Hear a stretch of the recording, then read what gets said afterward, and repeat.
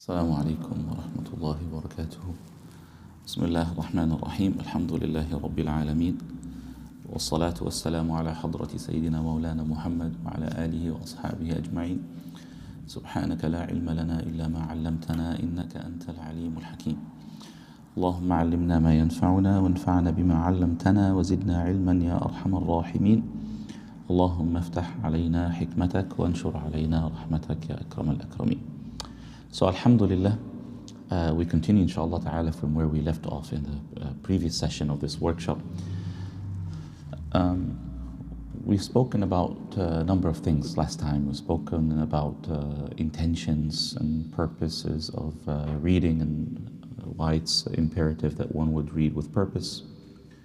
We have also addressed the notion of mapping out a book and the importance of table of contents and how we can use them to two things. One, to evaluate a book that we're reading, that we want to read, and also to sketch out the book that we're about to read. We mentioned that a number of things that we can infer from table of contents, just the sequence of the thoughts that the author followed when they were writing their book is indicative of certain priorities that they have. These are certain decisions. There's you could say that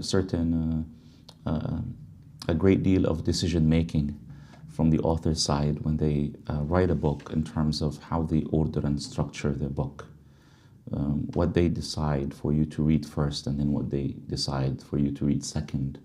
That is often indicative of certain priorities that they have in their minds. So you shouldn't just look at the table of contents that this was something haphazard. Again, when you speak about serious authors, scholars, caliber of scholars, then whether in Islam from the Islamic tradition or from any other traditions or schools of thought, a serious author, there's a great deal of contemplation that goes into how they structure the book and how they outline their ideas, because there was a lot of implications and things that the sequence of thoughts entail. And then I think we have concluded with the following remark, why it's important to meet the text on its own terms before asking it to answer yours, right? If you recall, we have spoken about the post-modernity and how postmodern thinkers, how they approach interpretation of textbooks. And we've spoken about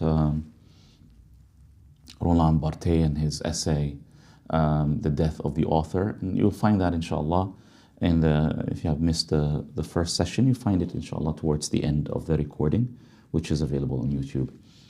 So, alhamdulillah, we pick up from there. Now, today I would like to begin with the following question or the following thought.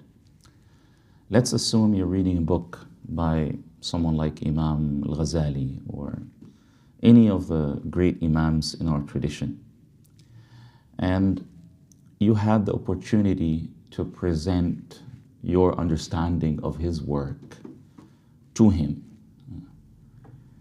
Would he recognize your explanation as his own ideas? And we're not speaking here about words, right?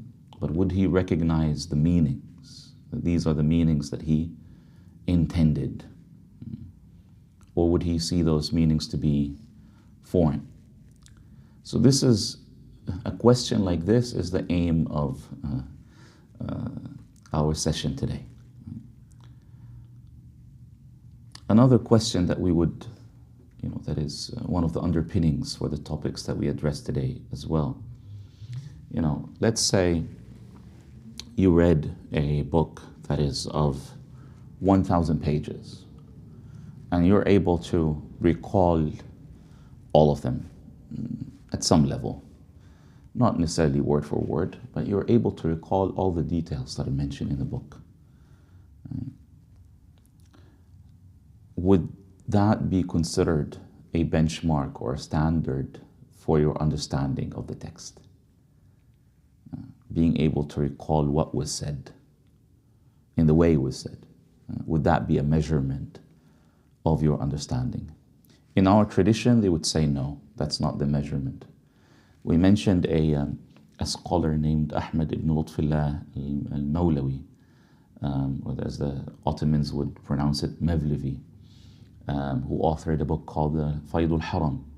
The Faydul Haram is a textbook that he authored in the art of deep reading.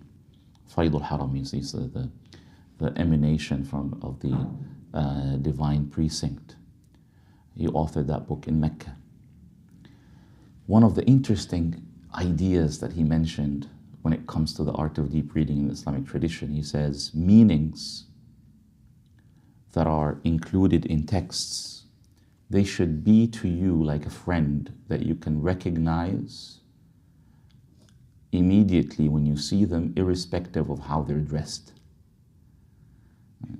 So you know someone, and then you always see them in a certain attire, a certain style of clothing, and then one day, they change their style of clothing. Right? Usually happens to me here in Brisbane. I usually wear a thobe and so on and so forth. But sometimes if I go out wearing jeans and a hoodie, and someone would bump into me at Woolies, they go, Sheikh Ahmed.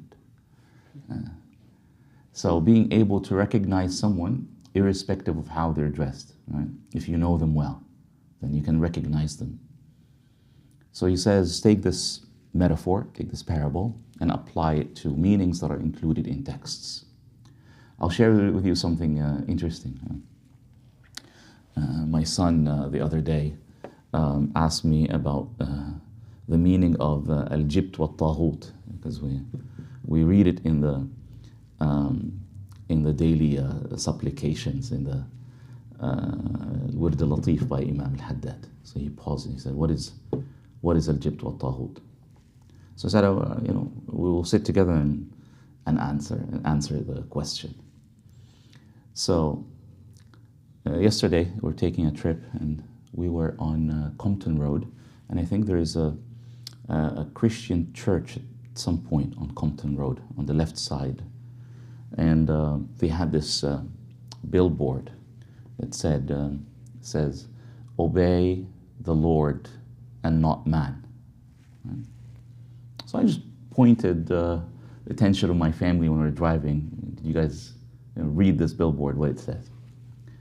Then we were at Mikasa, and I said to Umair, my son, he said, so now that you have studied the Bayquniya with me, it's a poem on the hadith terminology, and you can classify some of the narrations, you can determine, some of their classifications. Let's open Tafsir Ibn Kathir, and I sent him the link. I said, now read how Imam Ibn Kathir goes about explaining what is at-taghut, this expression. So we mentioned, the different narrations and different opinions of the companions and the tabi'een, and then we came across, I think, if I recall correctly, it was Imam Mujahid or Imam Malik, who had said something along the lines of at-taghut is everyone, any insan, any human being who is obeyed in defiance of Allah, like not obeying Allah subhanahu wa ta'ala. Yeah. So I said to them, well, don't you realize something about this meaning? He said, what? I said, that's the same meaning that was in the verse from the Bible that you saw on the billboard. Because when it said, obey the Lord, not man, it doesn't mean just don't obey human beings, period. It means a man whose obedience to him would be a defiance to the Lord. So that verse of the Bible that you saw on the billboard is the same meaning that Imam Mujahid is saying in explanation of the term at-taghut in the Quran. And then I mentioned the very excerpt that I was saying now, that being able to recognize the meaning irrespective of how it comes. This meaning, you see it in a verse in the Bible, and then you see it in a Quranic exegesis. Right? You could even explain, say, taghut is like the meaning that is included in that verse in the Bible. So being able to recognize these meanings at this level. And this would require from you that you don't do a literal form of reading. So these are the things that we are trying to achieve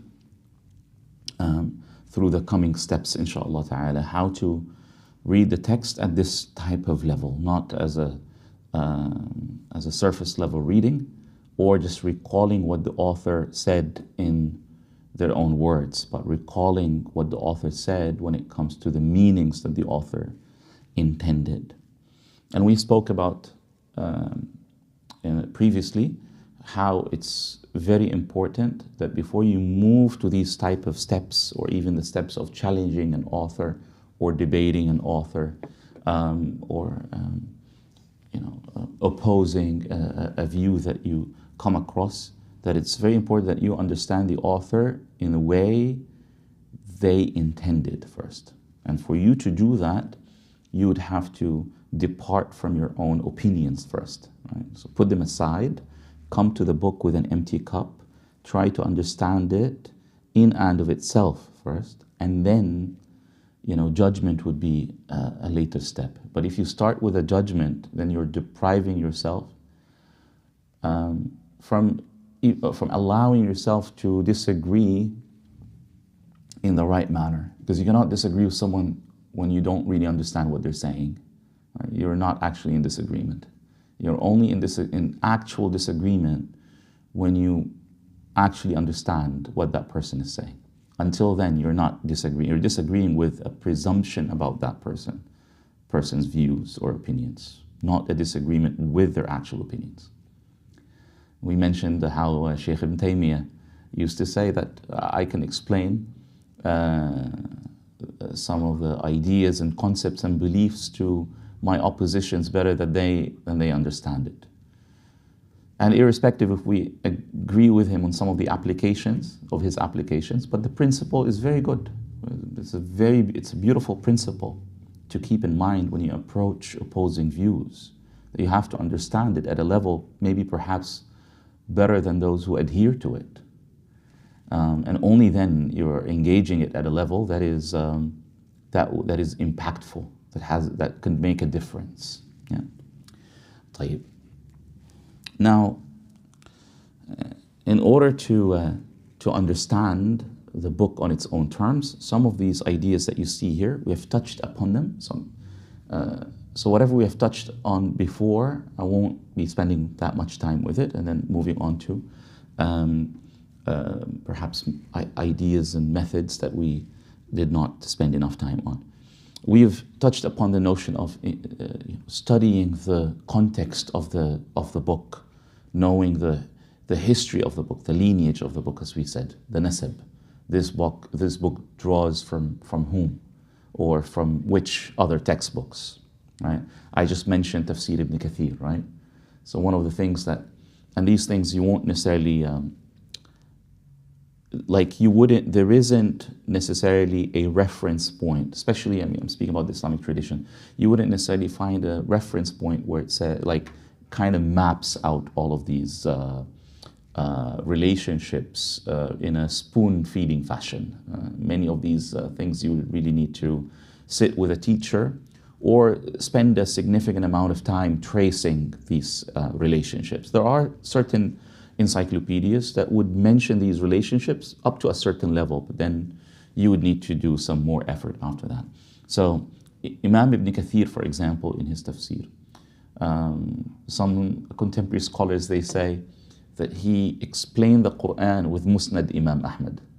Musnad Imam Ahmad is a compilation of hadith by Imam Ahmad ibn Hanbal, and it seemed whichever verse of the Quran that you're looking at its tafsir from, Tafsir Ibn Kathir, most likely you would find a narration from the Musnad, because Musnad Imam Ahmad is perhaps the most expansive hadith compilation with asanid, with chains to the Prophet ﷺ. It goes beyond 30,000 narrations in Musnad Imam Ahmad, 33, maybe a little bit more. So it's almost like Imam Ibn Kathir had all of the a hadith of Musnad Imam Ahmad in front of him, and as he is authoring the tafsir of the Quran, he is utilizing these narrations in his tafsir. So he used the hadith book to explain the Quran. So when you understand that, before you start reading, then that kind of helps you, dissect the book as you go through. So you have to understand the nasab of the book. If this book is a summary, so also Tafsir Ibn Kathir draws on Imam al-Tabari, for example. So you would know now that, okay, so it takes from these two references. Imam al-Ghazali, for example, in Ihya Ulumuddin, he takes from Qut al-Qulub by Imam Abu Talib al-Makki. And that's why you find the commentator, Imam al-Zabidi, is the author of the commentary on Ihya Ulumuddin, titled Ithaf al-Sad al-Muttaqeen. He would often say, you make these comparisons between Ihya Ulumuddin and Qut al-Qulub. And he would say the expression of the Qut is so and so. Meaning Imam al-Ghazali here deliberately chose a different expression, or deliberately chose the same exact expression and left it as is without changing. And one thing I forgot to mention in the previous session, that these methods of the art of deep reading, scholars who authored treatises on it, they derived these principles and methods from surveying how commentators in our tradition explain texts. So they saw there are certain methodologies that commentators do. And then they took those methodologies, those applications, and then they kind of drew from them abstract laws.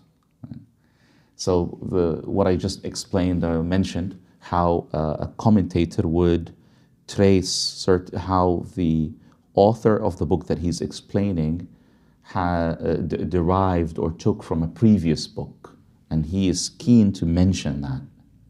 So then they take from this that you as a reader, when you're reading a book and you know that this book used 5, 10, 12 references, whatever, that you're keen to have these references at hand. So, and then you would do these sort of comparisons. So one thing to know the nasab, we know the lineage of the book, you know the history or the era in which the book was written. This is of incredible importance, especially when you read, for example, fiqh textbooks, right? Because the fiqh that many of the madrasas, and we've spoken a little bit after the session last time about scholarship and contemporary challenges, or the challenges for contemporary Islamic scholarship that are facing Muslim scholars and so on and so forth. And we mentioned the issue of contextualization, for example. Right, so in order to be able to contextualize a fiqh textbook that was written 700 years ago, 800 years ago, 400 years ago, you would really need to understand how the society then functioned. Many of the rulings that are mentioned, they assume from the reader that they are, because every author doesn't necessarily write a book for every era. Right? So they're addressing primarily the people of their time. So when you're reading their book, you're doing some time traveling. Right? You're a Hanafi, you're studying the textbook of Imam al-Quduri. So when you enter the book, you have to put yourself in the mindset of, I am now in the 400 plus, right? Hijri. And I now live in the Muslim world 800 years ago. And you have to use a lot of imagination. Right?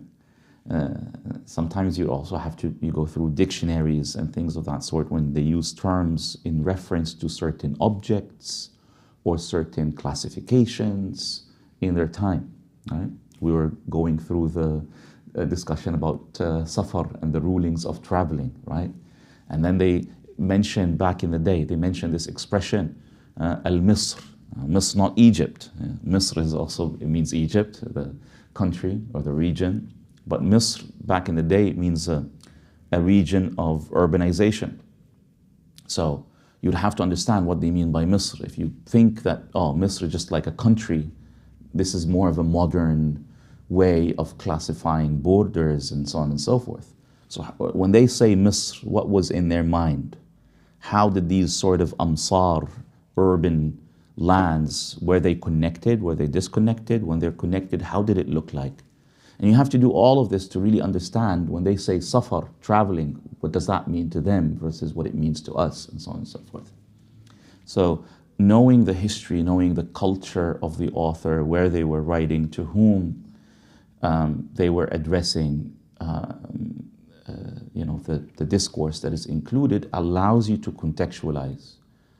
Often people like to jump to contextualization before understanding the text in and of itself. And in order to understand the text in and of itself, you have to understand the context of the text. When you understand the context of the text, you're then able to transfer the meanings and benefits to your own context. Because you would see how these meanings are related and attached to his context. And you derive from that in order to create relations to your own. But you cannot skip the first step and just immediately start. It becomes very superficial. Sometimes people then start overstretching meanings and doing all type of crazy readings of texts. Obviously, what would go along in the same vein is, if the author belongs to a certain school of thought, if they have certain mentors, teachers that influence them, or sometimes they have teachers whom they disagree with. I want to tell you that also you would sometimes want to know even the health conditions of the author. I know it might sound strange. We have a scholar in our tradition, Islamic tradition. His name is Ibn Hazm. He belonged to a school known as the Zahiri school. Zahiri school is a school of literal understanding. So even in Islam, even literal understanding has a school. And it has certain principles of literal understanding. Ibn Hazm is not the founder of the school. The founder of the school is a scholar named Dawood al-Zahiri. Al-Zahiri means related to al-Zahir, the external meaning, the literal meaning. Ibn Hazm is just someone who extrapolated and expanded and authored sort of encyclopedias, and then also was someone who challenged other schools. He lived in Andalus, and there are a lot of Maliki scholars in Andalus, and he used to go into fiqh warfare of that time, fighting with the Maliki judges and jurists of Andalus. Now, one thing you would realize if you read his fiqh encyclopedia called Al-Muhalla, that he's very aggressive, very, very aggressive. We had a preacher in Egypt, he passed away, rahimahullah. He mentioned in one of his classes that the first book he read was Al-Muhalla. Interestingly, before he passed away by a few years, he repented from some of his methods and statements. But you could see how certain books can affect the readers, especially if you read them at the beginning of your journey. Some books can really leave an impact on you. So he was young, zealous, and then reads this author who is trying to create a revolution in the Andalus by attacking all the Maliki jurists, right? To the point that, some of non-Malikis also got in.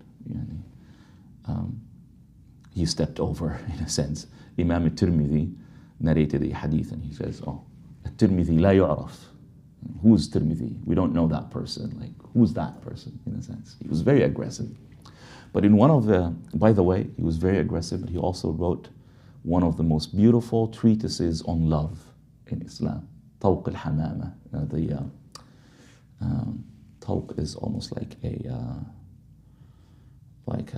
bracelet of something that is around the neck, Tawq al-Hamama, of the dove.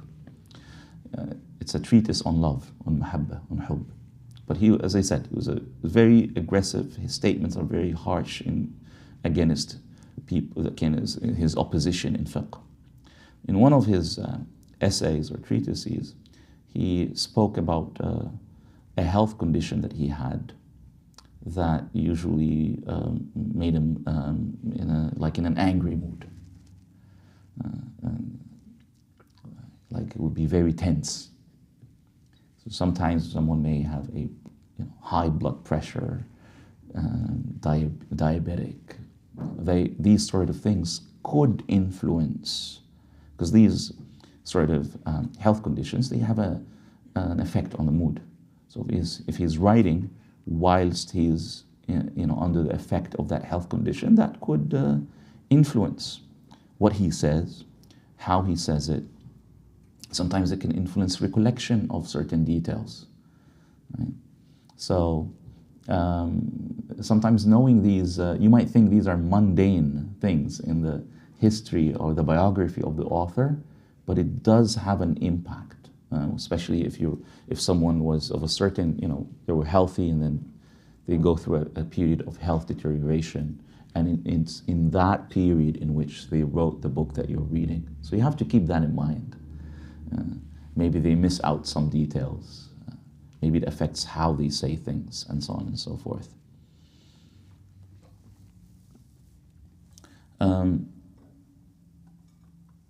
Sometimes also knowing if they're responding to someone, then it's important to do this drill, not just for the author that you're reading, but also doing that when it comes to the person or to the scholar that they are responding to.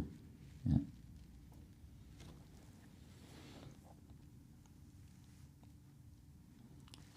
A few other things, and I know some of you may say that's a lot, but remember what we agreed on at the very beginning, that this way of reading is not, this is not speed reading, this is not how many pages I can get under 1 minute. It's more of a journey that, you try to understand the book during this journey, but it also, how can this book change me? Not change me in the sense that I will agree with the author, but it can change me in terms of what type of things that I will uncover about myself as I read. What kind of benefits that I can derive from this journey on many fronts. So another aspect, again, this perhaps more, it could apply to traditional textbooks, whether in the Islamic tradition or other traditions. The reception of the book. Are there any commentaries? Are there any abridgments? Are there any summaries? And so on and so forth. Sometimes it's also important to survey those and keep those in mind. Sometimes summaries, they're not word-for-word summaries. People think that summaries are just most of the time it's a word-for-word. Meanwhile, many times it's not word-for-word. And sometimes you can actually benefit from summaries, because the person who's summarizing, they're summarizing what they understood. So you can compare between your understanding and the summarization of someone. The type of debates that this book stirred, and the different factions or groups, opponents, proponents, and so on and so forth. Imam Ibn Hajar al-Asqalani, for example, one of the great scholars of hadith, the famous commentator of Sahih al-Bukhari, he authored a manual on hadith terminology called Nukhbat al-Fikr. And then he authored a commentary on his own manual called Nuzhat al-Nadhr, in which he surveys the previous textbooks that were written within the same domain of the Islamic tradition. And then he comes across the previous key textbook for teaching hadith sciences, known as the Muqaddimah, the Introduction to Hadith Sciences by Imam Ibn Salah.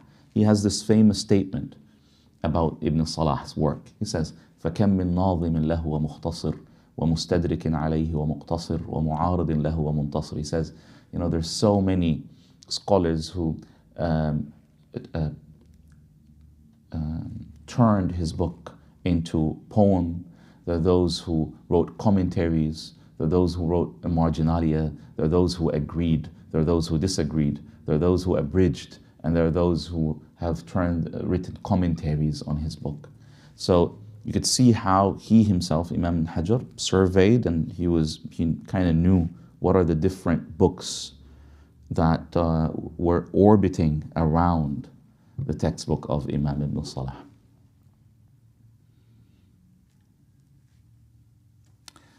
let me give you an example of more of the, some of the contemporary examples. I was doing a research at Taba Foundation on the philosophical underpinnings of the sexual revolution in the West. And one of the author that I was looking at his works is Wilhelm Reich. And Wilhelm Reich authored a book that kind of coined the term, the sexual revolution, because the book is titled The Sexual Revolution. He's one of the founding fathers of it, and he's the one who coined the term. There are other figures that propagated similar ideas and influenced the emergence of that revolution, but he had a significant effect on that. So when I was doing the research on his book, I had to basically go through, obviously this book I had to read at a meticulous level, but then I had to look at all the other books that Wilhelm Reich authored. So I had to make them available. And then I also surveyed all those who have written biographies of Wilhelm Reich. One of them is a very extended biography. So I got a hold of that as well. And then I started to trace the idea itself and whom did Wilhelm Reich influence, in a sense. And I came across a book, during the break I can look it up, the exact title and the author. But it was a book about how the ideas of Wilhelm Reich affected, I think it was Californian architects. Right? His book is about, it's a book about,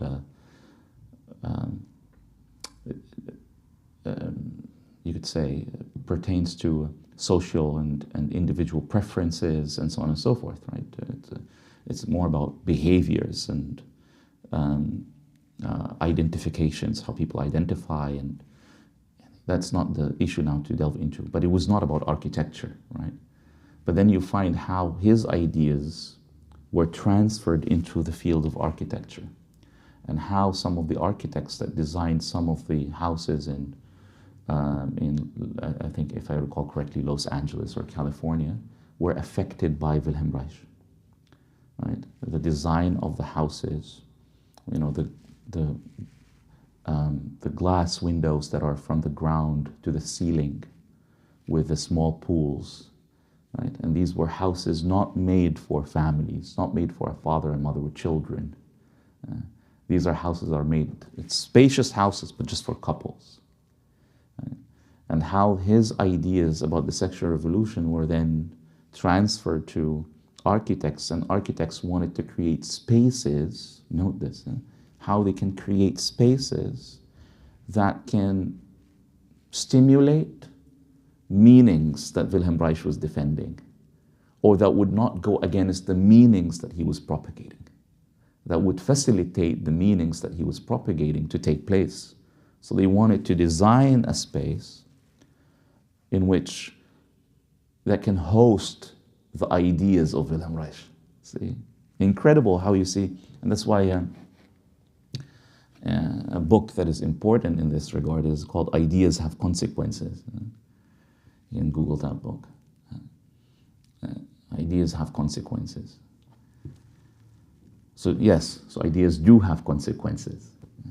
And part of preparing for reading a certain book is to see what kind of consequences did it have, and then mapping those out and visiting them as you read.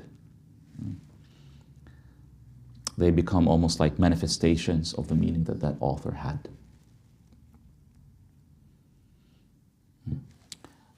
So I don't want to, I think I've spent enough time with this. It gives you an idea. I know that obviously, the 2 hours that we have, we wouldn't be able to expand every single detail under each notion, but it gives you a taste of it.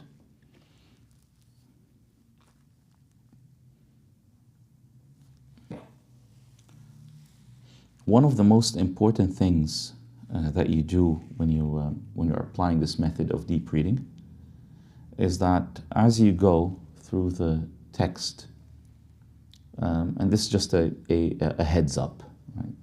I'll move on afterwards, inshallah, to more of phases that we need to go through when we're reading a text. But something to keep in mind, that as you read a book, you need to kind of keep a log of the friction between your mind and the book, in the sense of, I understand this, I don't understand this. Right? So if there's something that you don't understand, but you need to skip, maybe I can understand it afterwards, right? Then make sure that you make a note of that. On one hand, it keeps you humble. On another hand, it helps you not to have a false perception that because you're progressing in the number of pages, that hey, if I reach up to halfway through the book, then I'm good. I finished half of the book. But if you keep a log of which ideas that you feel that you haven't grasped them well enough, then you avoid this false perception. I understand the text. Often, by the way, good texts, they would call you to read them more than once. And the student of Imam Shafi'i, Imam al-Muzani, he said that he read his teacher's work, Al-Risala, if I recall correctly, it's al-Muzani. He said, I read it over 50 times. Or he read the I can't recall which one. He said, I read Imam Shafi'i's work, and he named one of the two works, 50 times. And he says, every time I read it, I understand something new. So there are certain texts, good textbooks, again, irrespective from which tradition, the more you read them, the more you will be able to draw from them.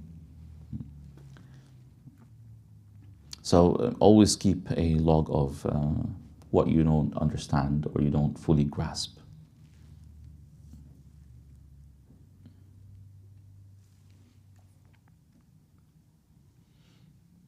I'll come back to this slide, just remind me, which is slide number 12.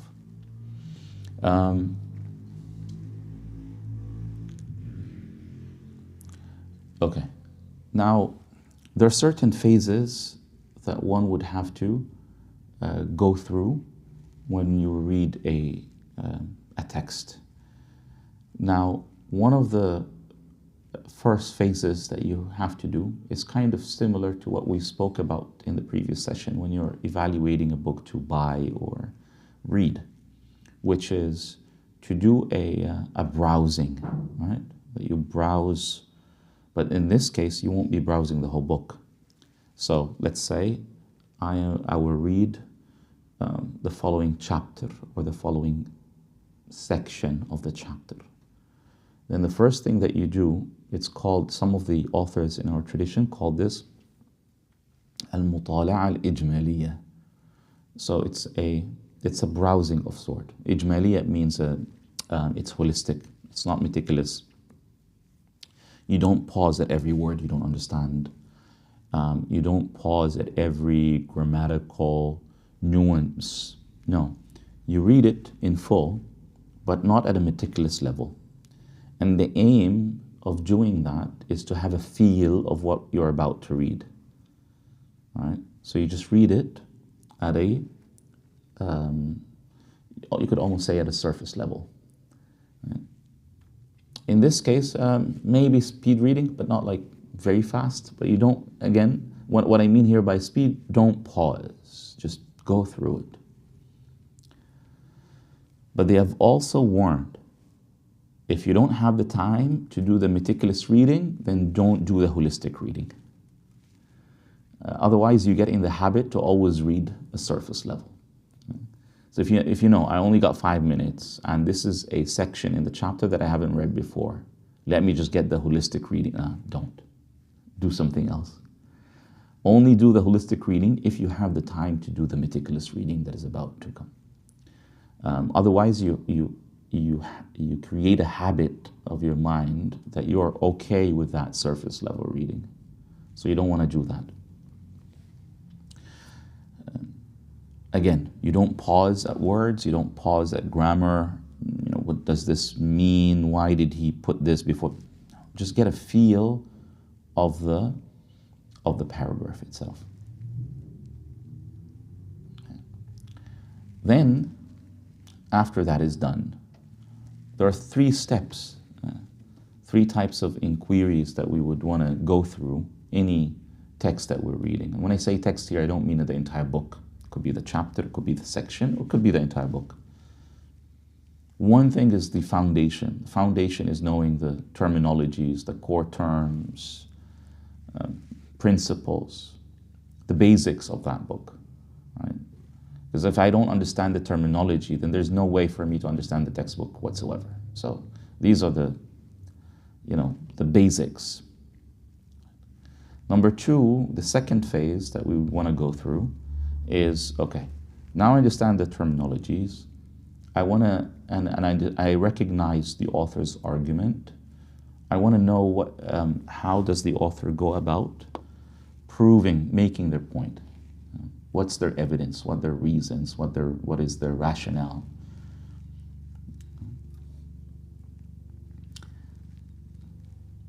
And only after the stage where you can start agreeing or disagreeing.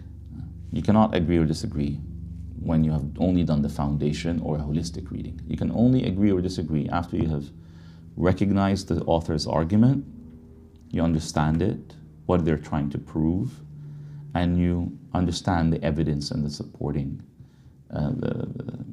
reasons that they provide. After that, you can agree or disagree. And there is more into the investigation that will come, okay? And then number 3 is the retention, and this is something that is unfortunately frowned upon in today's world. Again, there are 2 extremes. One extreme is the rote learning, where if you memorize the book, then you understand it. No, that's not necessarily true. But if you understand it through a frequent reading, then most likely you have a retention of it. So the notion of retention, we're not looking at strict memorization. We're looking at reviewing the text 2, 3, 4, 5, 6, 10 times. We're looking at trying to paraphrase parts of the book, summarizing parts of the book or the entire book. And you spend time internalizing the book that you're reading. So these are the things that would then help your retention. I'm just, again, what I'm doing now, just looking at these phases from a holistic overview.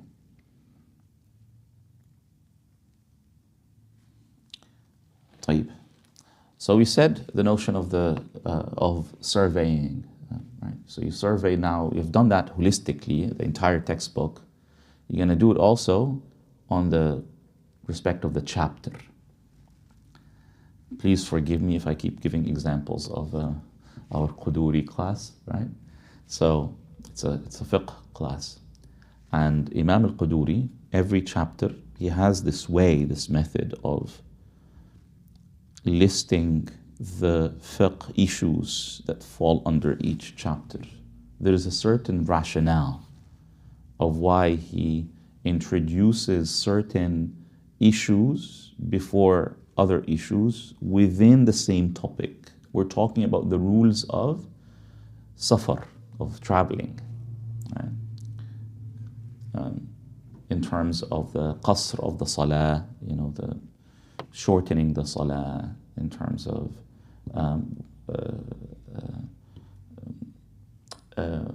when can we shorten, when we're not supposed to shorten, when we're supposed to, all these sort of notions. But he has a certain way of organizing these issues.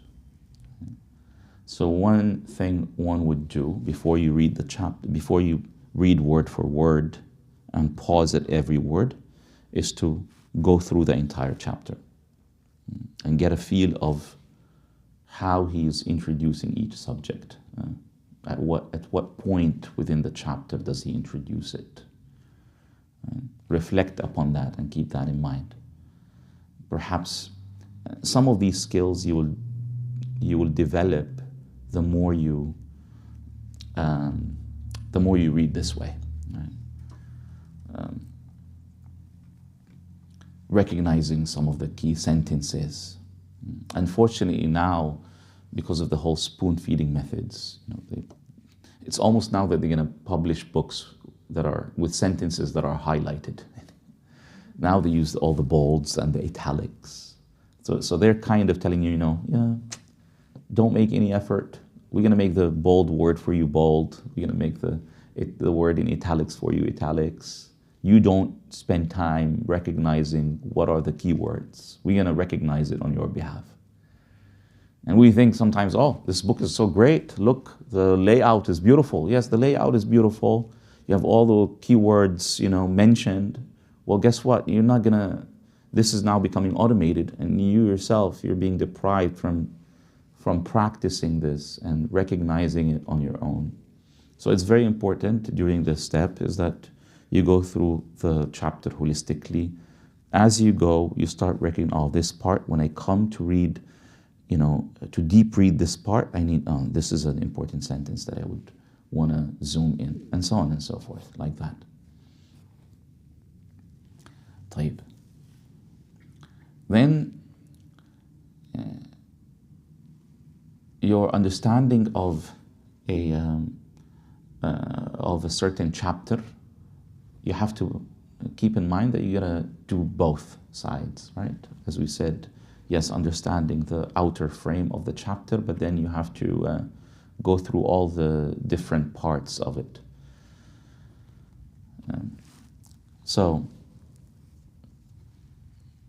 there are certain questions. You could think of this as a practice, and these questions that you have here, they may be applicable to some books more than others. So you would have to do some contextualization, right? So not all these questions would necessarily be applicable on Quduri, for example. So, and take the questions that you find here and you can apply them to a book, but you can also change some of the wordings, and you can apply it to the chapter. So the first question says, what governing question does the book address? Take that and say, what is the governing question does the chapter address? What are its 3, 7, 5, 6, 4 units, and do the same thing with the chapter itself. Right? Many of the textbooks back in the day, they don't have these headings and subheadings like contemporary books have. Right? So you would want to create these as you go. And then the same thing, what does each paragraph, each section does? Imam al-Quduri has this way in every chapter of fiqh. After he lays the founding issues of that chapter, meaning the basics, what he does then, he does these he brings issues that appear similar, but they have different opinions, or issues that appear different, but they have the same, they have different rulings. And issues that seem different, but they have the same rulings. You get my point? Yeah? He brings issues, fiqh cases, that look absolutely different, or very much different, but they have the same rulings. Or that seem identical with just very minute differences, but they have completely different rulings. And this is a method that the jurists of the past used to apply, called al-jam' wal-farq. Jam' wal-farq, you bring together issues that seem identical, but they have farq, they have distinctions. And you bring together issues that seem distinct, but in actuality they have the same ruling. Right? And through this method in fiqh, this is where you actually test your understanding of fiqh maxims and principles. That's the actual challenge of fiqh. Everybody gets the basics. That's why we have in our tradition, fiqh tradition, they write these textbooks about al-ashbah wal-nadha'ir, same thing. Matters that are similar, but in actuality there are differences, and they extensive books in our tradition on that. It's an entire field. It's like a subdomain of fiqh, where authors have designated entire textbooks just for that. Imam al-Quduri, what he does, in every single chapter, he includes a number of these issues at some point. So someone who's studying and he doesn't say, heads up, I am now entering the Jam' and Farq phase. No, he doesn't do that. He just lists all the, if this happens, the ruling is this. If this happens, the ruling is such and such. If this happens, the ruling such and such. You just have to pick it up as you go. Oh, now he's introducing things that seem similar, but they have different rulings. And then he usually does that because he wants to illustrate a certain underpinning maxim that governs this chapter of fiqh, whether in finance, whether in worship, whether in marriage. So he doesn't spoon feed, as you know, I think it's clear from my explanation. Nor that you would find subheadings. Even the contemporary publications of the book, they don't do subheadings of these things. Right? So as a reader, you would then have to recognize what this author is doing, what is the pattern that he has. And then you can then understand the architecture of each chapter. Right?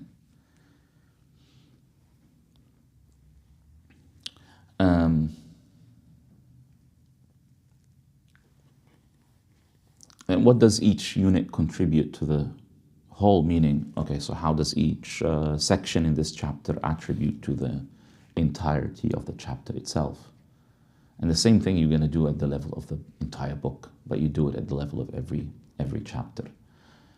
If I keep giving examples of fiqh, right, you would find that fiqh commentaries, one thing that I was very interested in, and subhanAllah, I saw there was a late professor in one of the universities in Saudi Arabia. If I recall his name correctly, it was Dr. Abdul Wahab Abu Sulaiman, rahimahullah.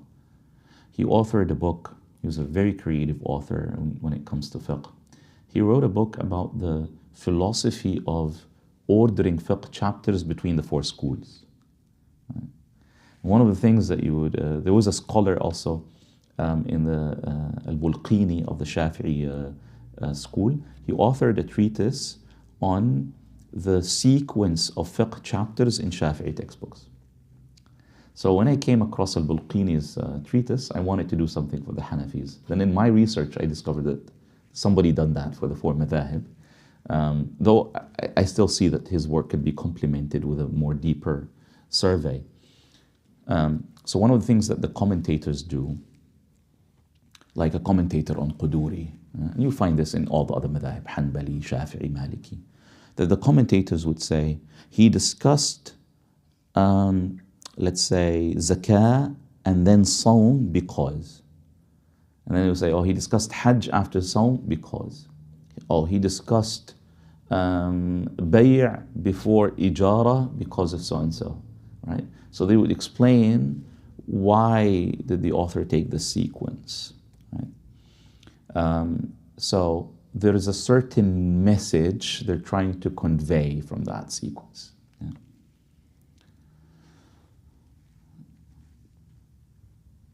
One of the great scholars in our tradition that was focused on this notion when it comes to the Quran is a scholar named Al-Baqai. He authored an exegesis of the Quran, and he explained the verses of the Quran with the lens of sequence. So at every verse he explains, he speaks about how does this verse connect to the one before and how this verse connects to the one after. And then he does the same thing with the surah. So he says, this surah begins with the following notion, and hence it connects with the previous surah because the previous surah ends with that following notion. Then he does that throughout the exegesis, his tafsir. So the same thing, this is how you ought to read the texts.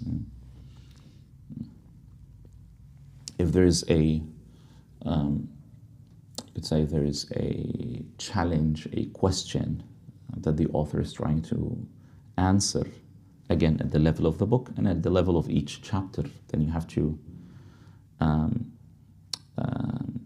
not only that you have to know the question, but you got to figure out what's the answer that they're trying to provide for that question. You know? Also, the scanning that you do at the beginning, it kind of sets you to understand what would be the reading priorities. And this last step, I wouldn't put so much weight on it at the beginning. Afterwards, when you get a grip of this method, then you would, because at the beginning, usually readers, beginners in the method of deep reading, they usually set, or let's say they often set wrong priorities, right? Because they haven't got the grip of that method yet. We were speaking about the after the workshop last time, and during the Q&A, we spoke about the issue of highlighting, and we said don't highlight textbooks. People now use highlighters more like painting. It's kind of like psychologically soothing. It's almost like a mandala coloring. They do all the yellow and the orange and the pink. Some of our teachers were like, look, don't ruin the book for the person who read it after you, right? And we tell them why, we're doing these highlights. It eludes you that you understood. That you think that same thing happens when you study, like for an exam. You start going through the book and you do all the coloring festival, and then the next day in the exam, you're like, what am I supposed to write? And because highlighting makes you feel that you read, but you didn't actually read. Right? Oh, this looks important. Highlight it. Yeah. And if you're, when you're, middle school or high school, and your parents ask you, did you study? Yes, look, did all this coloring. So don't highlight. Highlighting, what it also does is that even when you come to read the same textbook afterwards, you're going to start focusing on what you highlighted. And perhaps what you need to do in the next reading is focus on a different area, different section. It was important then, but it's not going to be important forever. Unless you have devised a certain code. So for example, I'm going to use yellow highlighter for all of the place, if you're reading a commentary in fiqh, right, or theology, and commentators usually define terms in their commentaries. So every time he says, and so means, and he's providing a definition, I'm going to highlight that. Khalas, then there's a certain rationale in the highlighting. So next time you're opening the book, khalas, I have all of the definitions in this book highlighted. Mashi, no problem, fine. But if you do it without a certain system, then it becomes like a coloring, book. Not, it's not so beneficial then. I've mentioned how it's important that you use, at the usually 1 or 2 white pages at the beginning of a book.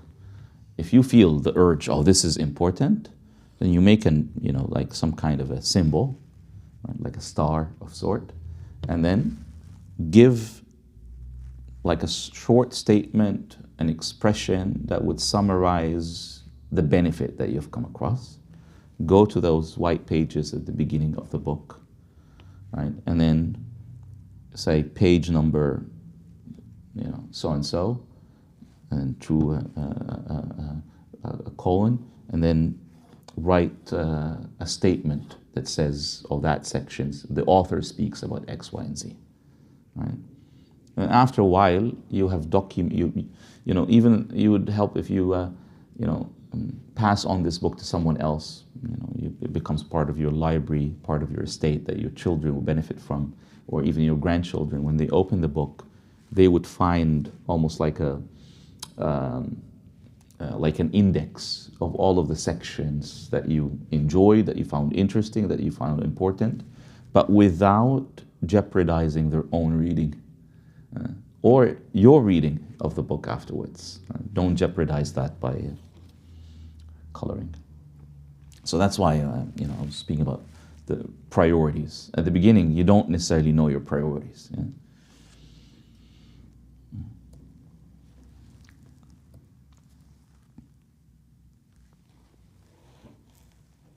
طيب.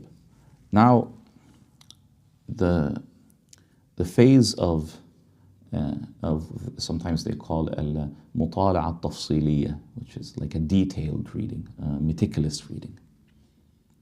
It's very important. I mentioned in the previous session, in the Azhari tradition, we were trained to read the texts not just at the level of a paragraph or a statement or a word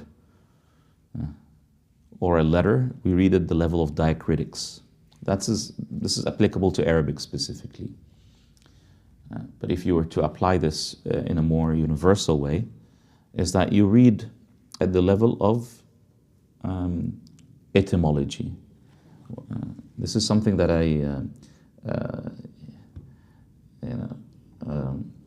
as someone who was exposed, you could say, to Islamic scholarship in the West, one of the great scholars that I benefited from early in my journey, trying to navigate how I can, bridge the gap between my Arabic studies and also, alhamdulillah, of knowing English. So I was looking for, English-speaking scholars that I can benefit from. It was Sheikh Hamza Yusuf. Sheikh Hamza Yusuf, often in his lectures, if he's mentioning a term or a concept, is that he would analyze it through the etymology of it. And he's someone who introduced me to that. I did not really know of it, only maybe in the Arabic. And it didn't cross my mind that maybe could be beneficial even in English. So in the Arabic, when you read because the Arabic dictionaries is already kind of written based on the root of the word, right? So a great length of finding out the root meanings of the word, that's already done for you at some level of any dictionary. But the English dictionaries, they don't necessarily provide that etymology, they just provide the word and the meaning, right? Because you go for the word itself. In the Arabic dictionaries, you don't find the dictionaries based on the words, they're based on the roots. So you would have to go to the root of the word in the Arabic dictionaries. And then when you go to the root, you're going to find all other words that are derived from that root. So you kind of know the family. So that is already done without necessarily going to something called an etymological dictionary. In English, there are etymological dictionaries that are different from the normal, ordinary dictionaries, right? So you would find certain words in English, you'd find the word that you're looking for, it's Latin or any other origin of the word, and how the meaning of this English word evolved, right? So that, I believe, is very, very helpful in not just in understanding the book that you're reading, but also expanding the meaning of it when you go back to the etymology. So this is very important when you deal with words or terms. Even if the word, this is something that you can borrow from the Islamic tradition and apply it to Western textbooks. So in the Islamic tradition, you would find that commentators, usually when they come across a technical terminology, which we call mustalah, nomenclature, this is a word that has a meaning within a specific domain. We transferred this word from the linguistic meaning to a terminological meaning, right? So, for example, when we say the word khabar, right? So the word khabar in Arabic, it can mean a news of sort or a narration of sort, right? But you find grammarians, they use the word khabar to refer to the predicate of a statement, right? Specifically. The hadith scholars, they use the word khabar for narrations, whether narrations of the Prophet ﷺ, meaning attributed to the Prophet ﷺ, or narrated to someone else. So the notion of akhbar are not news, these are narrations, right? In the standard, modern standard Arabic, akhbar, news. So you could see how the linguistic meaning is something, but also the terminological meaning is something else. So one of the things that they do in the There was I think there was an usul fiqh course that was happening at Brisbane, Medina, I think just a few weeks back or a month or two back. Right, the term usul fiqh itself, right? So you come to the word usul. What usul is so they would do this. Usul fiqh, this is a murakkab, meaning it's a compound term. Why it's a compound term? Because it's comprised of the word usul and then the word fiqh. So what they do is that in the commentaries they explain usul linguistically, and then they come to the word fiqh and explain it linguistically, right? And then they come to the word usul and then they explain it terminologically, and then they come to the word fiqh and then they explain it terminologically, and then they say then the compound, the meaning of this compound terminologically is X, Y, and Z. So they did 4 steps. Usul on its own linguistically, fiqh on its own linguistically, usul on its own terminologically, fiqh on its own terminologically, and then usul al-fiqh altogether terminologically means. Yeah. So when you come across a term, even in a in an English work, something that is of the Western tradition, you can borrow this method, looking at the linguistic meaning versus the terminological meaning, and usually there's a connection of sort between the two. And this connection is usually some kind of limiting the linguistic meaning to a certain domain. So fiqh in and of itself means what? Deep understanding, or understanding. Some say fiqh al-fahm, or fahm al-masail al-daqiqa, things that are subtle, nuanced. This is the meaning of fiqh in language, not in the terminological sense, right? And then in the terminological sense, you would find that they take this linguistic meaning and then they apply it to a strict domain of the rulings pertaining human actions. So they took the linguistic meaning and then restrict it at some level to a certain domain. That's usually what happens with nomenclature, with mustalahat. You take the linguistic, restrict it to a certain domain that falls underneath it, with certain qualifiers and conditions of that definition. طيب. The other notion is the grammar. Now, this could mean something in English and could mean something else when it comes to the application in the Arabic. But and there's a lot to be said here, and I know time is not on our side. But one thing I would say, and this is not strictly grammar, but one of the most important things to realize when you're going about a sentence is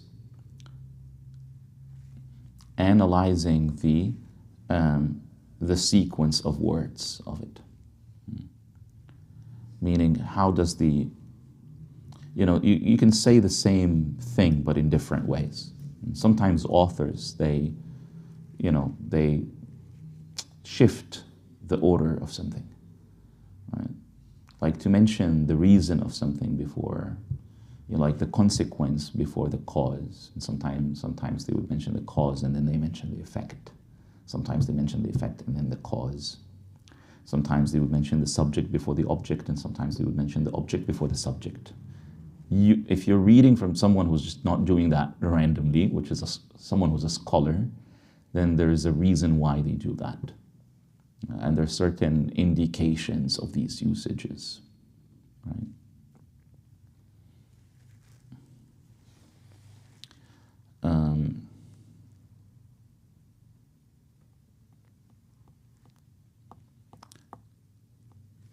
If we have time, or maybe in the Q&A, we can speak about translations, especially of Islamic texts. But there's a lot of things that could be said in that. One of the caveats, because one thing, I think this is a shortcoming from my side. I would have wanted to grasp, more about your personal goals when it comes to reading. But one thing that I usually see people doing when it comes to Arabic grammar, you guys can tell me if that applies to the English or not when you read, is that they recognize the grammar, but they don't understand the relationship between the grammar and meaning. So this is something that when we study Arabic grammar, is to explain that the grammar follows the meaning, not the other way around. Right? In other words, there's a meaning that was in the mind of the author, and then it was translated in the grammar that you see. So when you're trying to to understand the i'rab or the grammar of a sentence, some people, they recognize the independent parts, but they don't necessarily realize how does that relate to the meaning of the sentence. So it becomes like a very technical thing, but without really knowing how the grammar feeds to the meaning. So this is something just to keep in mind. I'm not sure if it's so relevant, but it's important to keep in mind. طيب. There's something that pertains to the Arabic. The general principle in Arabic is that the more letters in a word, then the more meaning there is. Right? Sometimes the letters are not written, but they're indicated through a diacritic, like the shadda. Shadda, it indicates that the letter is doubled, but they don't double the letter. They just include it. They draw it once, but then they put a shadda on top of it. This is like in the example, qata'a, which means to cut. Qatta'a means like to chop in pieces. Qata'a means just to, it's a single action of cutting. Qatta'a, it's repeated. You find this in Surah Yusuf. 2 canonical recitations. غلقت الأبواب, meaning she closed the doors and she locked them. غلقت الأبواب means she closed the doors. So غلق means to close. غلق, to lock. And the difference between the two meanings is just a shadda on the lam. So these things are very, the more letters, the more meanings. This is, as I said, that's the main principle in our tradition. Though Allah subhanahu wa ta'ala, for example, in Surah Al-Duha, expanded the meaning by removing a letter. Because that contextually, that benefits the context, because the context of Surah Al-Duha, that the revelation was paused. So Allah subhanahu wa ta'ala is conveying a meaning in Surah Al-Duha that apparent deprivation or withholding can have within it an expansion. The apparent constriction includes within it an expansion. So this was the context. There's an apparent constriction that the revelation was withheld. But there's an expansion that is coming with that withholding, with that pause of the revelation. So this meaning that enveloped the revealing of Surah Al-Duha is present in the grammar of Surah Al-Duha. So Allah subhanahu wa ta'ala, for example, said, مَا وَدَّعَكَ رَبُّكَ وَمَا قَلَى. Your Lord did not abandon you. مَا وَدَّعَكَ. The kaf, signifies you. مَا وَدَّعَكَ, did not abandon you. And then he said, وَمَا قَلَى. Qala means nor abhorred. You'd find some of the translations, they translate it as such. Your Lord did not abandon you nor abhorred you. That's wrong. You is not present. Allah subhanahu wa ta'ala did not say that word, or even the meaning of it. He says subhanahu wa ta'ala, your Lord did not abandon you nor abhorred. How does that benefit in the expansion of the meaning? Well, had he said abhorred you, then the address is specifically to the Prophet ﷺ only. But the fact that he didn't say the word you, then that would then include anyone who follows him, anyone who believes in him, anyone who loves him is then included. If he said nor abhorred you, then it would be, O Muhammad, done. But nor abhorred, that would open the door for all of his ummah. See? So Allah subhanahu wa ta'ala expanded the meaning by removing a letter. If he had put the letter kaf, he would have restricted the meaning to the Prophet ﷺ. Right? And this is not the only instance, by the way, in Surah Al-Duha. But again, because the context is with apparent external constriction, there is an expansion within it. But aside from that, the general principle in Arabic, more letters, more meaning. I'll give you another example. Allah subhanahu wa ta'ala, when He speaks in Surah Al-Baqarah about our accountability. So He says subhanahu wa ta'ala, لَهَا مَا كَسَبَتْ. لَهَا مَا كَسَبَتْ, meaning the reward. It receives the reward of what it has done, right? وَعَلَيْهَا, upon it, meaning the burden. مَكْتَسَبَتْ. See that these two different words. كَسَبَتْ versus اكتسبت. More letters in the latter. اكتسبت is the context of wrongdoing. And the signified meaning here is the utter intention, inclination to do good, you are rewarded. But in the area of sin and punishment, intentions won't count. You actually have to do it. So then person becomes worthy of the punishment. So see how the notion of reward is, is light. Kasabat. It earns. But the domain of punishment, it has to actually deliberately do the action, not just merely intend it. So He said, subhanahu wa ta'ala, iktasabat. So in Arabic, this is the general principle. You add more letters, then there is more meaning.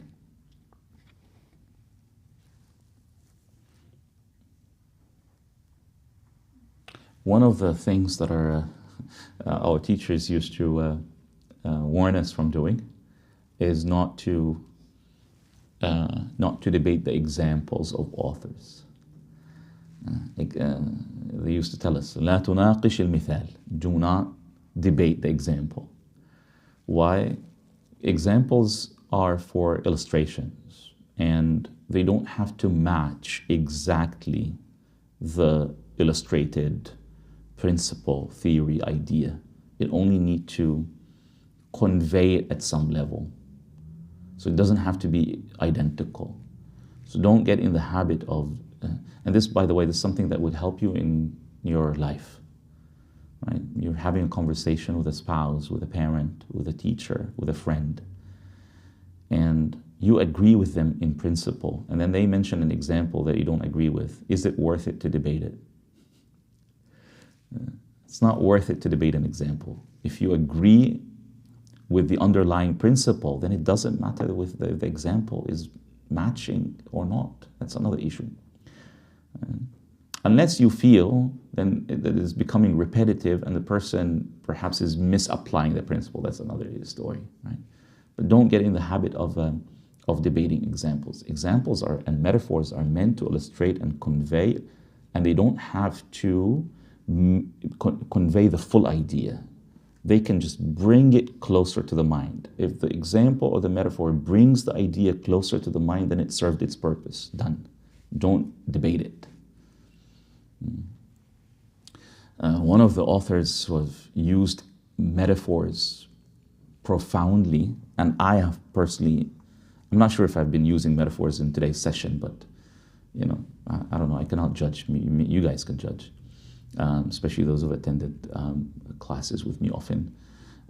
One of the authors that I have benefited immensely from him is Imam al-Ghazali when it comes to metaphors. He's extraordinary when it comes to metaphors. Right? A famous metaphor of his when he says, "Don't be like the ant." And he says, if you have an ant that is walking on the surface of a paper, and you have a pen, and with your pen you're drawing these lines with the ink, the ant will see the lines, maybe recognize the tip of the pen, maybe the fingers that are holding the pen, right? But it doesn't see the ladder of the causal ladder, right, or the ladder of causation, that these fingers are part of a hand, and this hand is connected with nerves to a brain, and this brain reflects an entity that is called the mind, and this mind belongs to a spirit, and this spirit is created by God, and God inspires that spirit, which then inspires the mind, and then the inspiration in the mind then is manifested in the brain, and then the brain sends the signals to the arm and the nerves within the arm to the hand and the fingertips to draw the line. The ant only sees the line. So Imam Ghazali says, don't be like the ant, only sees the first level of causation. Look beyond, see the sequence of causes that leads to an effect. It's a beautiful metaphor. Right? So Imam Ghazali does this throughout his book, his magnum opus, Ihya Ulumuddin, speaks about, he uses metaphors eloquently. And I used to wonder, how did he get that skill? And then I came across, and it's a paper that I intend to write, inshallah, which would be titled something along the lines, Why Teachers Need to Study Dream Interpretation. So Imam Ghazali said one of the great ways to understand metaphors is to read dream interpretation textbooks. Because why dreams come in the form of a code. There's a certain meaning that comes in a certain figure, a certain illustration. So dream interpretation is about how illustrations, like a physical illustration, how it reflects a meaning. You see, like, if you see a scorpion, it means this. If you see a jewel, it means that. If you see, grass, it means this. If you see the sun, it means that. See? So these are physical objects that convey certain meanings. So he says, by reading dream interpretations, you start seeing links between figures and entities and meanings. So you can use them afterwards as metaphors, because now you get the hang of it. So it doesn't mean like study dream interpretation to interpret the dreams of your students. He doesn't mean that. He means just to understand the relationship between meanings and objects, and how you can use objects to clarify meanings. Yeah. Unfortunately, now people just use ChatGPT to do that.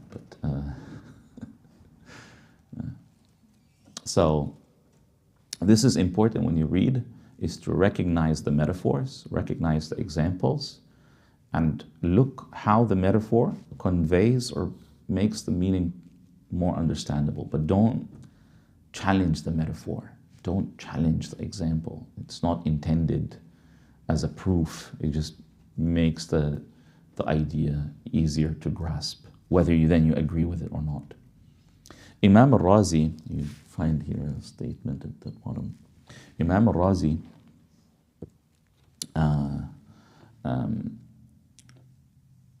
has a book on metaphysics called Al-Matalib Al-Aliyah. And in that, there's a section in that book speaks about the philosophy of time. And this is almost by agreement amongst Muslim philosophers and their theologians, is the most difficult domain of philosophy, defining time. And then the most difficult of that domain is defining the now. What is a now? And it's not the second. How can we define the notion of now? So he established a section under this chapter titled The Metaphors Used to Explain the Now. And then he listed a number of metaphors. Some of the authors in our tradition, they used the example of the Pythagorean, the geometric point. And they went into explaining Pythagoras' theorem just to say that the geometric point in relation to geometry is like the now in relation to time. So subhanAllah, our tradition is very rich in terms of metaphors, and subhanAllah, the Quran includes many parables and metaphors, and Allah subhanahu wa ta'ala speaks in the Quran about how those who are people of reflection are the ones who understand the parables. Only people of reflection, only people of contemplation who understand the parables and metaphors. So they're not there for you to challenge them. They're there to convey a certain meaning.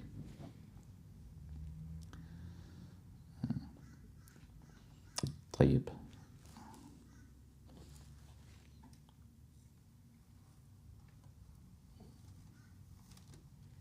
This is very important. One of the things that they discuss in the manuals on the art of deep reading in Islamic tradition is the notion of should you read silently or you read audibly? And the method that they, you could say, agree on is that you read audibly but with a sustainable voice. You don't raise your voice, you're not orating to a crowd, but also don't merely read silently. And the reason behind that, sometimes when you read with audibly, I personally experience that. Sometimes when you read silently, you think you understand. You're eluded that you understand. But then when you listen to it, you go like, what does this even mean? So silent reading could sometimes give a false perception of understanding. But with a sustainable audible voice is often better. Yeah. People then in your household will think that you're talking to yourself. It's okay. I think we've already established that from the previously that this method of reading, people will think you're special. Let's put it this way. One of the things that I mentioned here, a name at the bottom, Sayyid Sharif Jurjani. So Sayyid Sharif Jurjani, he traveled to a scholar. His name is Mubarak Shah. He studied his commentary on a logic manual, and then he wanted to study it with the author, Mubarak Shah. So he traveled, took a long journey, went to attend to Mubarak Shah, and then he comes, and Sayyid Sharif went to Mubarak Shah. Sayyid Sharif himself was also an established author. So he enters the class, requests to join the class by Mubarak Shah, and Mubarak Shah says, no, sorry, you can't, you can't join my class. So Sayyid Sharif then, he stayed at the same hostel, the same, like a dorm for the students. And then Mubarak Shah, one of the things that he used to do as a teacher, at night he would pass by the rooms of his students, making sure that they're up and studying, they're not sleeping. So he heard Sayyid Sharif having a discourse with him, but while him not there. So he said, you're going to be special, you're going to be speaking to imaginary people. And that he was dealing with him in respect and reverence despite he was not there. And the way Sayyid Sharif would do it is that he would role play someone debating his teacher, and then he would then role play his teacher responding to that debater, back and forth. So when Mubarak Shah saw this, he was like, all right, you can join the class. I wonder if Sayyid Sharif was like, oh, did I have to lose my mind for you to accept me in the class? I'm just kidding. So one of the things that a scholar named Hamid ibn Burhan al-Ghifari authored a treatise on the art of deep reading, just to take from this notion, the notion of audible reading, to something else, which is once you come to terms with the author, once you understand what the author is saying, then you're supposed to go through layers of debate with the textbook. And the way to do this is that you raise a challenge against the book that you're reading. And then you start becoming the advocate of the author. So you raise the challenge, and then you personally try to answer back. So this author, Hamid al-Ghifari, is alluding that the more layers of that you can do, then the deeper you understand the text. The more exchanges you are capable of raising. So you raise a possible challenge, then you come back and answer it. Then you raise another one, come back and answer it. And the longer this process, you're able to go into this process, the better you understand the book. So that becomes, on one hand, it's a method of expanding your knowledge of the book, and it's also a way in which you can, so a way of expanding your knowledge, but also a way to measure your knowledge. Right? If you can only do 1 or 2 iterations, that's a sign of something. If you can do 10 or 20, then that's a sign of something else. Right?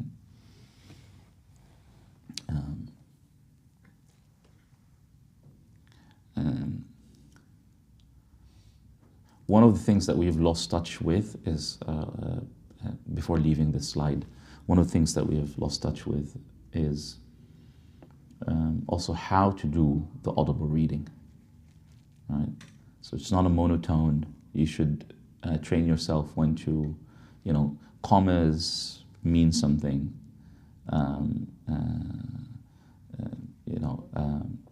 Colon or semicolon, it means something. So, just like, again, it's derived from the Quran as well, right? All of the symbols of when to pause, when you can pause, when it's recommended to pause, when it's recommended not to pause, when you must pause, when you cannot pause, right? Find these symbols, the la and the meme and the jim and the sili and the qili that you find, right? So in English you find the commas and the semicolon and the full stops or the periods and the colons and so on and so forth. These are indications of certain pauses. Now, they also are a hint for this pause is not just an audible pause, it's a pause of the mind at a point. There's an end of something and then a beginning of something else. Or that what's coming after the comma, how does it relate to what is before the comma? So that should be reflected in how you read. Right? And the more you perfect, there's a relationship in perfecting your audible reading and you also how you understand. And that is reflected when you see with experienced readers, when they read audibly, you can sense from how they read that they understand what they read.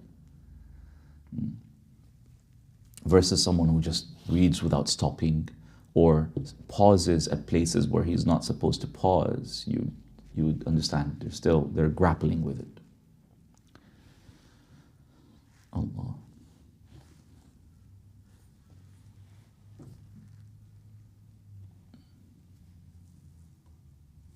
One of the, and honestly, I'm sharing this with you because it's interesting, not necessarily that you would apply it, but it's really, really interesting. One of the Ottoman scholars, he was a scholar of primarily, his writings are primarily in spirituality. He is known as Maulana Abdi, sometimes known as Abdi al-Busnawi from Bosnia, an Ottoman scholar. And as I said, most of his writings are in spirituality, spiritual metaphysics, gnosis. But he authored a treatise on the art of deep reading. Then he introduced something that has to do with mathematical probabilities and reading. He says if you're reading a statement that is comprised of 3 words, and then each word has, let's say, 2 possible probable meanings, right? Then you multiply 2 by 3, then you have 6 different readings of that statement. Right? And then, you can play around with the numbers. If it's 4 words, 4 meanings, then you have 16 different interpretations of that line, and so on and so forth. So, and he says the way to go about reading is you survey what are the possible meanings of what are the words of the sentence, where does it begin, where does it end, how many words, okay? Then you look at each word, what are the probable meanings, right? And then you start applying these, and then you would have, let's say, 12, 10, 16 different meanings of that statement. And then he says, by the process of elimination, you start eliminating all the inapplicable meanings. and then you're left with certain plausible understandings, and these are the ones that you need to do tarjih, you need to give preference to the one over the other. It's quite interesting that he has done that. And that's all before AI and large language models and so on and so forth. And I think it's fascinating that he did that, especially that most of his writings are in spirituality, so you think he wouldn't use such a mathematical approach, and yet he did. And subhanAllah, math is also, it does relate to spirituality in many aspects, but that, I don't want to delve into this now, because this would also open a can of worms at the end of the session. I mentioned here an example of Ibn Sina, the famous Muslim philosopher, has a poem that I taught before called Al-Ayniyah. It's a poem on the soul. And he begins this poem by saying, هبطت إليك من المحل الأرفع ورقاء ذات تعزز وتمنع. She descended to you from the loftiest realm, a dove. Actually, the better translation, a grey dove. Warqa is the grey dove. A dove of proud reserve, aloof and inaccessible. Now, so I try to, this is a casual application. So I apply the method of Mawlana Abdi here. So descend from above. Does Ibn Sina believe that the soul comes from a higher realm, meaning a realm that is actually physically above? Or does it mean that above, it signifies that it's a higher realm in terms of status and rank, but it's not necessarily physically above? And then the dove, that also could be meant literally, but obviously not, right? So that is ruled out. And then the other meaning would be the dove is a metaphor for the soul. And then one would want to, the commentators, they say, why did Ibn Sina choose the dove and the grey dove specifically? And it said one of the reasons is because the grey dove is known for its yearning. So he chose the grey dove for yearning. And then, so we would be, if we were, by applying this method, we now understand the dove, this is the soul. And there's also great debate if he means the soul, but he's describing things that pertain to the spirit, and do philosophers recognize the spirit versus the soul? That's another issue, sorry. But you would then realize, okay, so he's speaking about the soul / the spirit, one of the two. But then what remains are the two plausible meanings. Does it come from a higher realm that is physically higher, or does it come from a higher realm, meaning this realm is it's different, but it's higher in status? Or is it both? And then you would list these meanings of this poetic line, and then you would see what are the supporting arguments for each, which one would be given more preference in interpreting his poem. This is just a casual example of what Mawlana Abdi mentioned in his text. Okay. I recognize that we have to conclude by 12, don't we? Yes? No? No, so is there a class? We can just wait for them to come. Okay, all right. Okay. Allah.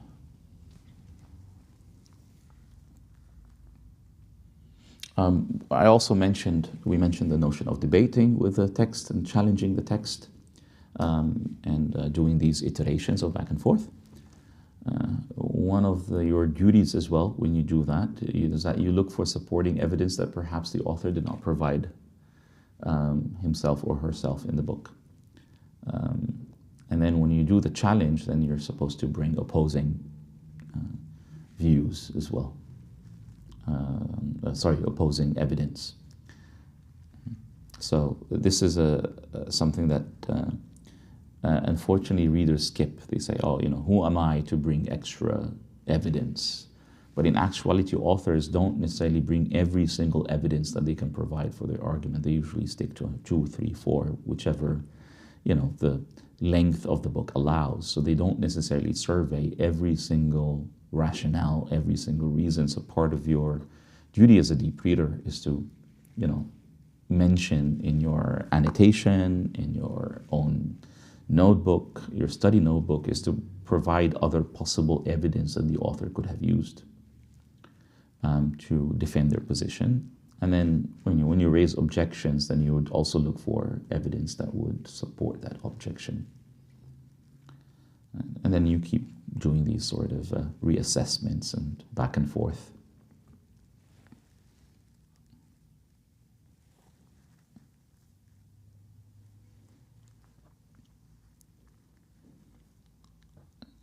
So this is a summary of the questions that you would ask yourself.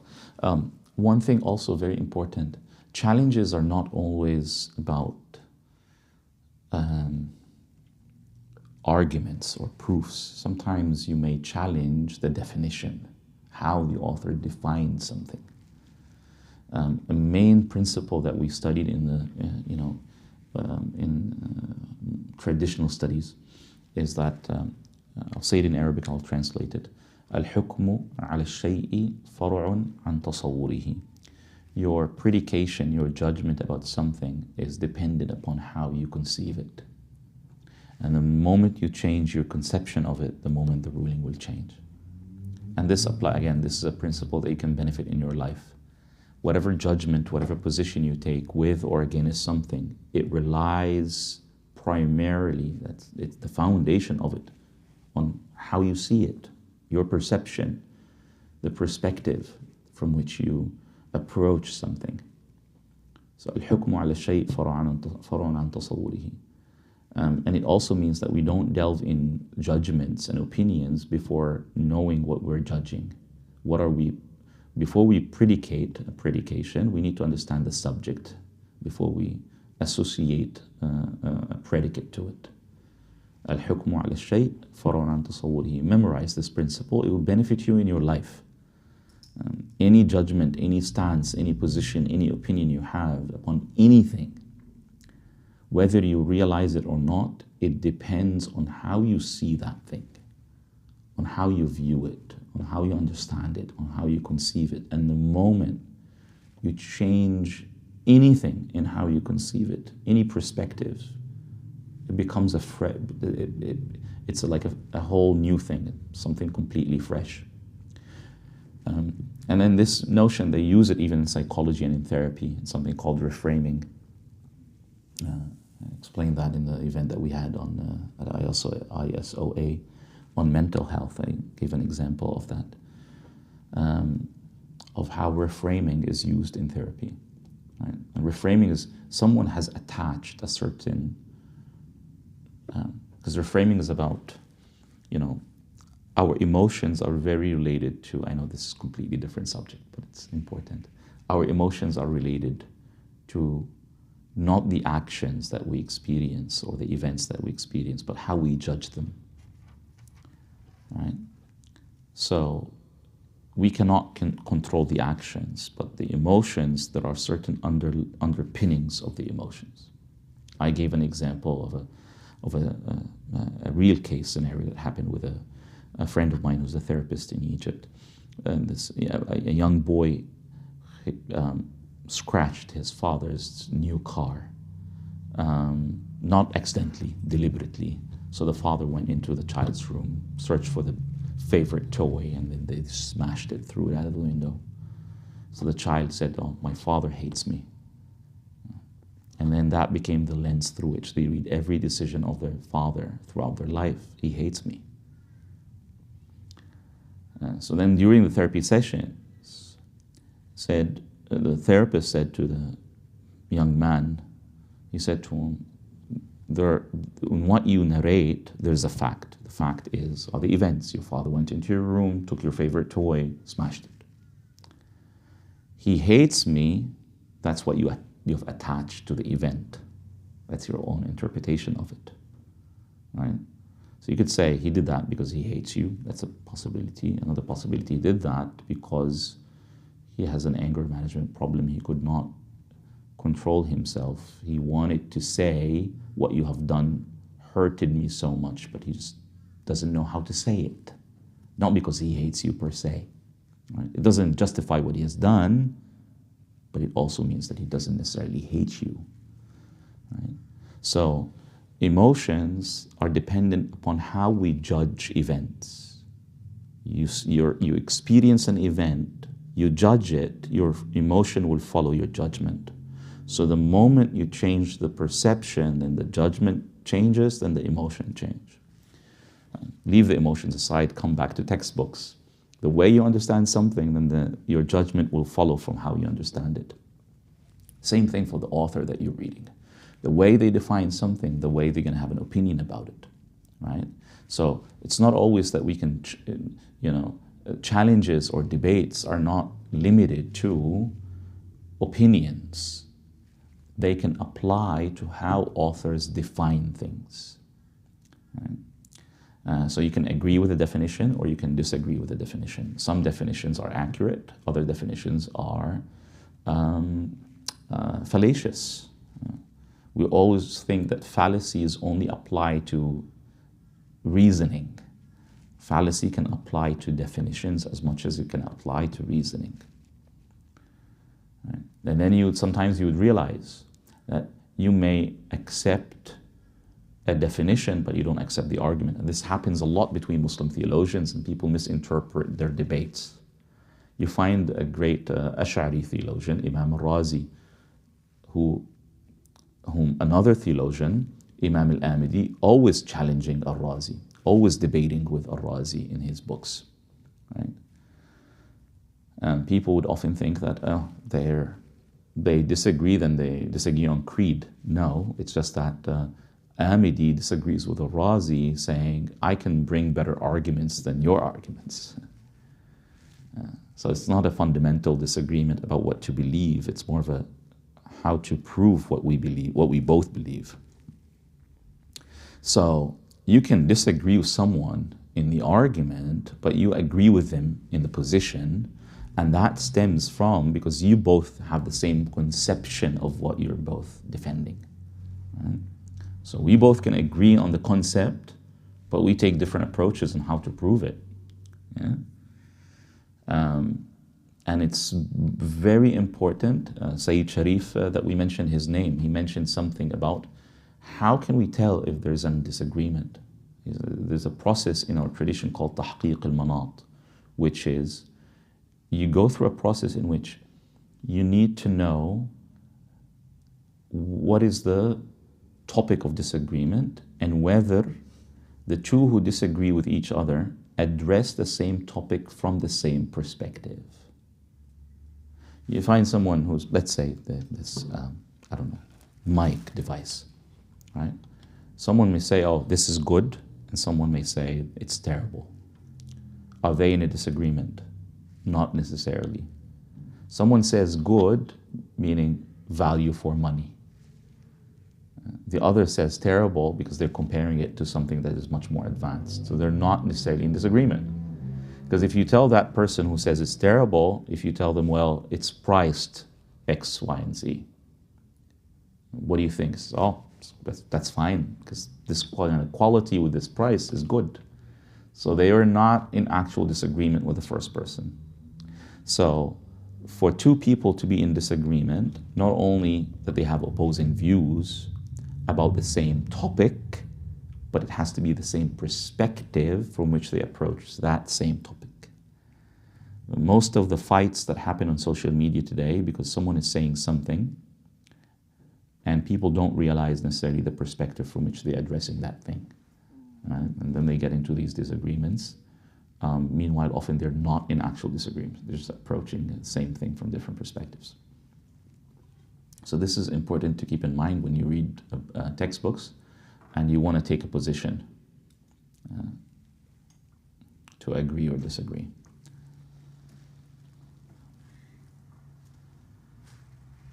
Are we still okay? Yeah, maybe 3 more minutes then. Quarter past. Okay, okay, alhamdulillah.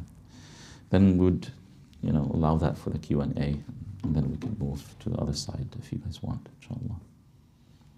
inshallah.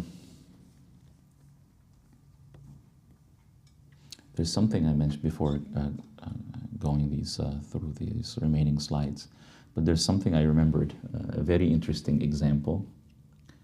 In the Islamic tradition, and I know because I'm assuming most of you would read textbooks from our tradition that translate in English, that becomes an additional layer of difficulty to access what actually the author is saying.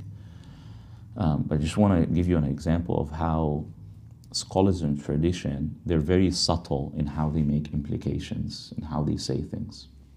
I was, back in 2008, I was studying with one of my, 2007, studying with one of my teachers at Dar al-Ifta in Egypt, a fiqh, we're studying the chapter on Islamic finance, on buyu', on transactions, from a comparative fiqh encyclopedia written by a Hanbali scholar. His name is Imam ibn Qudama al-Maqdisi. The book is called Al-Mughni. So there's this notion of khiyar al-majlis. Khiyar al-majlis, it means that if a transaction happens and we're in the same sitting, none of us departed, so long as we're in the same sitting, the buyer can always retract his decision and say, you know what, give me back my money, take your product, so long as he did not depart the sitting. So no matter how long it takes, so long as they're in the same sitting, then they can always return the product, get back their money. So khiyar al-majlis is Hanbalis establish it, Shafi'is establish it. Meanwhile, Malikis and Hanafis, they don't establish this. If the transaction is done, then it's done, even if we're in the same sitting. Then if the person would want to return the product, then there has to be something other than their mere arbitrary decision. You'd have to say, oh, it's not the way you described it, something of that sort. But not of some kind of a probe period that is given. So Imam ibn Qudama did something extraordinary in how he argues against the Malikis and Hanafis without saying it. He mentioned the hadith of the Prophet ﷺ, but this hadith Hanafis and Malikis interpret differently. Al-bay'an bil-khiyar ma lam yatafarraqa. Anyways, then he says, and this position of establishing khiyar al-majlis is the position of so and so and so, and starting mentioning names of companions and mentioning names of tabi'een, right? It's a generation that took from the companions. And I remember our teacher. Oops. I remember our teacher, Sheikh Amr al-Wardani. When we were going through this paragraph, he paused and he said, "Do you recognize anything?" And we're like, yeah, the author just mentioning the companions and the tabi'een that agree with him. And he said, yes, but look carefully. And we just keep reading the names. Yeah, just names of companions and tabi'een that held the same position. He said, look again at the names of the companions and the tabi'een. Where did they used to live? So we started reading, those are the companions that lived in Medina and Kufa. Those are the tabi'een that lived in Medina and Kufa. He says, yeah, see? He's trying to respond to the Malikis and Hanafis, saying, even the companions and the tabi'een who traveled to the regions where your school was founded disagree with you. But without saying it explicitly. He just mentioned their names and he assumes that the reader will pick it up. Yeah. And hadn't our teacher point that out to us, he's mentioning the companions and tabi'een. So they usually make these implications in a very subtle way in the Islamic tradition. In other words, when you read a textbook of the tradition, you have to question everything. Not question meaning to challenge per se, but I mean, you have to ask why at every turn. If he mentions a companion, why this companion? Mentions the name of a scholar, why this scholar? Quotes this book, why this book, not that other book? Everything is, There's some kind of, you know, you shake every tree, you remove every stone, you're going to find something wherever you go in these books. Sorry, I forgot to mention this example before, and I wanted to do so now.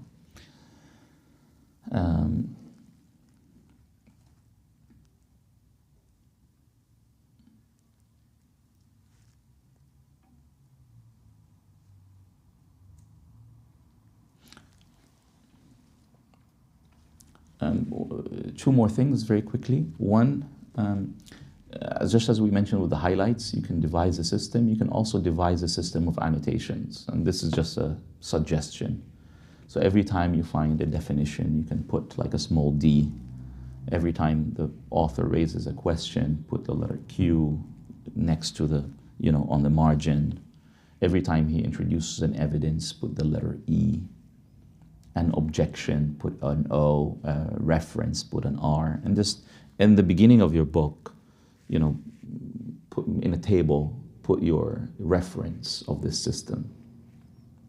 One of my Indian teachers from India, they use this method where they connect pronouns.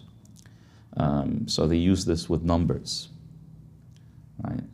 So often pronouns, third object pronouns, they refer to something that's sometimes in a previous page or at the very beginning of the page, and then they refer to it at the bottom of the page. So what they do, they come to the name and then the pronoun that refers to that name, and then they put 1 over the name of that individual, and then 1 over the pronoun that refers to that individual, and then 2 and 2, 3 and 3, 4 and 4. And this way, you know the pronouns are referring to which nouns that are, you know, mentioned explicitly. Pronouns is a way to imply. So they, you know, you connect them like that with numbers. And you can do something similar and devise your own, you know, annotation system if you wanted to.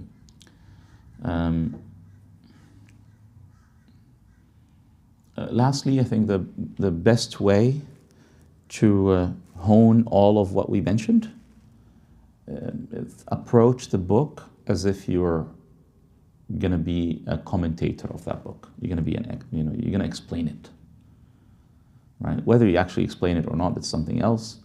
But approach a book if you really want, just to summarize all of what we said in one line would be, when you come to read a book, assume that you're going to have to explain it to someone who did not read it. And this is someone who also has a copy of that book, so they can stop you at any point and ask you, what does this mean? Or why did he say this? And just be ready for the questions. And the more questions that you can brainstorm and then you can come up with answers for, the better you can explain it and the better you can teach it, which means the better you have understood the book. This is in summary to all of what we have said. Now, this process also has a spiritual angle, and I think the implication, just implying this is enough because of the time, which is you see how this process on one hand is humbling, on another hand, you know, it helps you not to be heedless, not to jump into conclusions. And this will help you with decision making in your life, with dealing with people, would help you even, no matter which field you're in, even in business could help you. Right? That you don't jump to conclusions, you're humble in your assessments, you're attentive to the details, you try to figure out what kind of challenges and what kind of answers to those challenges you can come up with. So that also helps you with, you know, risk assessment in your life, for example, with certain decisions and probabilities and so on and so forth. Having said all of this, this could also lead to overthinking. Right? This could lead to overthinking, and hence scholars used to take these breaks from reading technical books to read fiction, read poetry, not to analyze them, but read poetry for leisure. And don't deprive your soul from meditation and supplications. Otherwise, if you only approach textbooks in this way, and you don't read for leisure, or you don't read for meditation, then you could easily fall into overthinking. So this is something just to keep in mind. Lastly, I need to apologize. I know I've skipped some of the slides. As you can see, we tried as much as possible to cram as many of the methods and the tips and the advice. And I apologize to you if these 2 sessions did not meet your expectations. Please forgive me. I would also want to know your feedback. This would help me, inshallah, improve in the future. And inshallah, I'm available if you guys have any questions. We can move to the other side if the hosts allow as well.